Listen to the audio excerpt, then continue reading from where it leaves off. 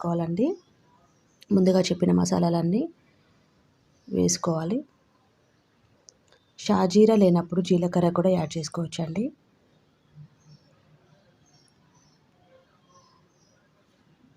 వెంటనే onions, green chillies కూడా add చేసుకోవచ్చు. ఇప్పుడు అవి కాసేపు మనం మగ్గిన తర్వాత, అంటే కొంచెం ఆనియన్స్లో ఉన్న పచ్చిదనం పోయేదాకా మనం ఇట్లా స్పూన్ పెట్టి కలుపుకోవాలండి. ఇప్పుడు అవి ఒక 2-3 మినిట్స్ తర్వాత బ్రౌన్ కలర్ వచ్చిన తర్వాత ఇప్పుడు మనం జింజర్ గార్లిక్ పేస్ట్ యాడ్ చేసుకోవచ్చు. జింజర్ గార్లిక్ పేస్ట్,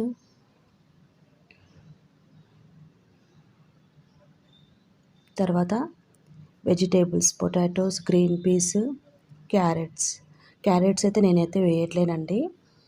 యాక్చువల్గా అసలైన తెలంగాణ